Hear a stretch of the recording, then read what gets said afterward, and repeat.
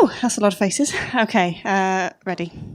So, as you can see, this is not me. All pictures of me with glasses have been burnt.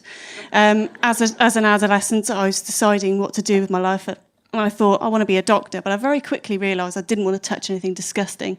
So I trained as an optometrist. As an optometrist, the most important thing is your eyesight. That is my primary concern. There are lots of things I do, but you buying glasses isn't always the main thing. Here's a picture of me working. I'm the one on the left. If you can't see that, I'll be at the bar later.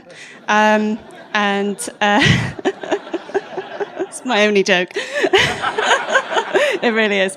And as I was working, saying one or two for the 15th time, I thought there must be more to this. So the bright lights of teaching optometry beckoned. And where I quickly realised you only even have to be one step ahead to teach anything. That's where I met Pete. And Pete introduced me and taught... didn't introduce me at all. He talked to me about projects that he was involved in. Many different countries. And he said to me, Vikki, I really think you'd be good at it. And I said, no, I'm not doing it. I'm not prepared to, rough it. And he was telling me about the need for eye tests in lots of different countries. Globally, it's the biggest cause of visual impairment. In children in schools get eye tests at 5. They have free NHS eye tests. Kids in other countries don't. They can't necessarily engage with education as they might do. Likewise, as you get older, vision changes. The need for reading glasses gets more. They don't print the newspaper as good as they used to. The lighting's never so good, etc., etc. So I said no. I'm too high maintenance for that. I don't want to go. I don't want to sit in a minibus with a bunch of smelly people.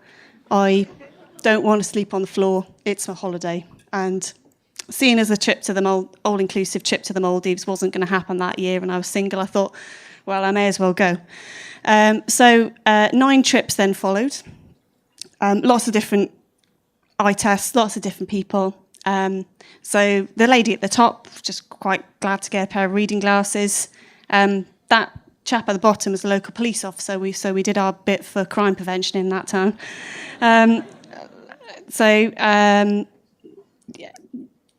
That slide says 10,000 people tested. It's actually more like 15,000 now, and in many different countries.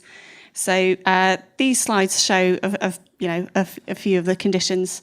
So you kind of get the idea. We went to lots of countries. We did lots of eye tests. We went to Malawi, and this is a country where a pair of glasses is a week's wages. So a pair of glasses can make quite a big difference to children and adults alike. This slide is actually in the wrong order, but it's basically trying to show the conditions that we were kind of working in. So in Malawi, albinos have quite a tough time. Most of them are partially sighted. The incidence of albinism is 1 in 17,000. In the UK, we blend in. In Africa, they're kind of persecuted for being different. Also closer to home, the Cardiff Eye Project is working towards giving eye care for homeless people in Cardiff and around.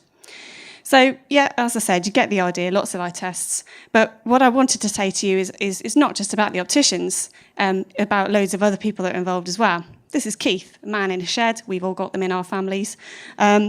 He can fix anything known to man. He fixes glasses, sorts out the powers, and without which we couldn't necessarily do our job. This is John. John's got a management background, without which, as you can probably see, his organisation and crowd control skills are beyond doubt. So if you have dodgy glasses in your drawer, we'll take anything, even that. Take them to the optician next time you have your eye test. They'll go to a really good home. Take them into the opticians. And if, like me, you thought that you'd only ever put 50p in a charity box, might be really surprised to find that a small skill anything at all might be really useful towards a big project. Thanks very much.